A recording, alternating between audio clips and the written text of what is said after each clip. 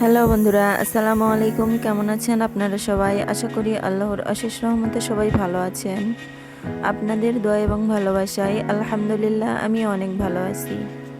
আজকে আমি আপনাদের সঙ্গে শেয়ার করব খুবই সুন্দর একটা ডিজাইন। আশা করি ডিজাইনটি আপনাদের খুব ভালো লাগবে। এই ডিজাইনটি তৈরি করার জন্য এখানে আমি 1.5 ইঞ্চি পরিমাণের চওড়া একটা কাপড় নিয়ে নিছি। লম্বায় আপনারা যতটুকু ইচ্ছা নিতে পারেন। এই কাপড়টা আমি মাঝখানে একটা ভাঁজ দিয়ে নিব। তারপর এটাকে সেলাই দিয়ে নেব। প্রথমে সামনের দিকে একটু চওড়া, তারপর আস্তে আস্তে চিকন করে এটাকে সেলাই করতে হবে।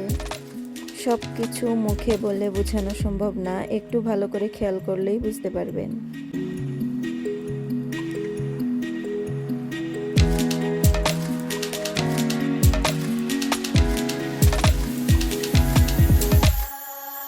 এরপর আমি এই ফিতাটাকে সুই সুতোর সাহায্যে উল্টে নিব। এখানে সুতা মোটা করে নেওয়ার চেষ্টা করবেন, কারণ চিকন করে নিলে এটা ছিঁড়ে যেতে পারে।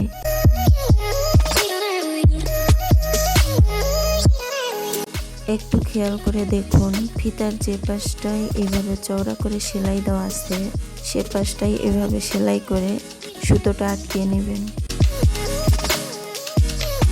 তারপর এই সুইটা ফিতার ভিতর দিয়ে পার করে নেবেন। একবারই তো বললাম, মুখে বললে বোঝানো সম্ভব না, একটু খেয়াল করেন তাহলেই বুঝতে পারবেন।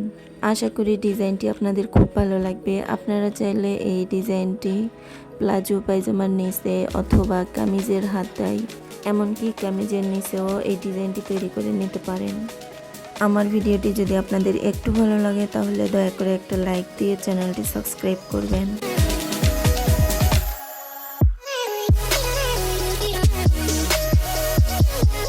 এখানে আমি 1/2 ইঞ্চি করে দাগ দিয়ে নিছি, কারণ সেলাইটা যেন সোজা হয়।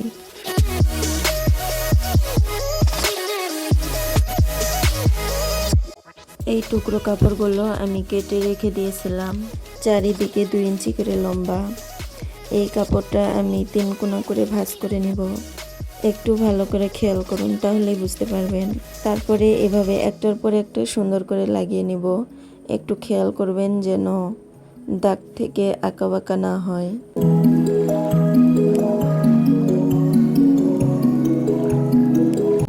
সুন্দর করে মাপ করে নিয়ে কেটে নেবেন, তাহলে সেলাই করতে ভালো হয়।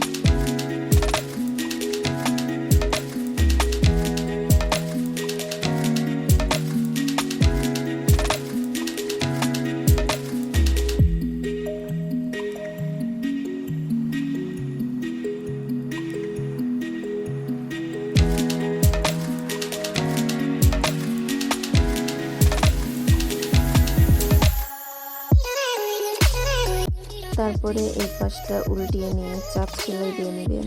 খুবই অল্প সময়ে অনেক সুন্দর একটা ডিজাইন। এই ডিজাইন তৈরি করতে খুব বেশি সময় লাগে না।